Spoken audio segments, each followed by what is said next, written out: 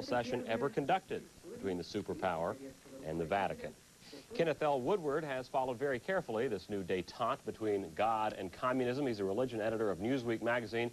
He joins us tonight. Thank you for coming. The title of your article in this week's edition of Newsweek is Can God and Glasnost Survive, or something to that effect. Can it, in fact, cohabitate in the Soviet Union? I think Mr. Gorbachev wants it to, because he needs all the support he can get for his economic reforms, and he's willing to look at the 40 to 60% of Soviet citizens who are believers and saying, I'll give you something if you give me something. That's what's going on. Now, you were telling me earlier about a law that is in the works in the Soviet government to accept religion.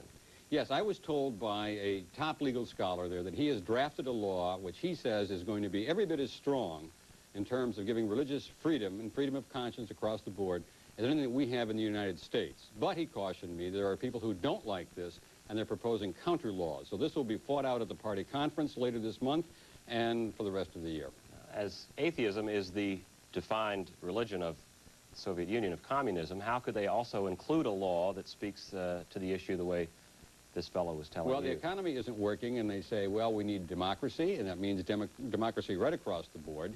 It's going to create a problem because children, we don't realize the extent to which children are raised not to raise the God question at all. And they're taught atheism in grade school, they're taught atheism in high school, and when they get to the university, they take a mandatory course called scientific atheism for everybody who's not majoring in science.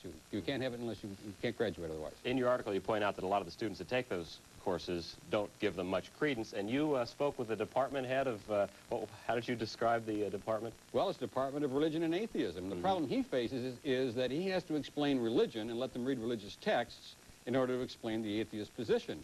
And some people come to religion by their first opportunity to read the religious texts.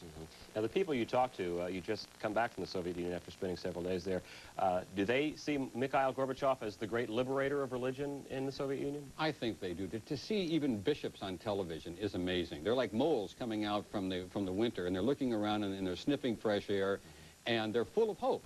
But that's mostly, I must stress, in the big cities, because in the small villages, it is still as tightly in the grip of the party as it ever was. Is Mikhail Gorbachev winning a lot of these religious people as converts to his program, Glasnost, Perestroika, all that? It's like the right wing in this country and the Republican Party. They have no place else to go.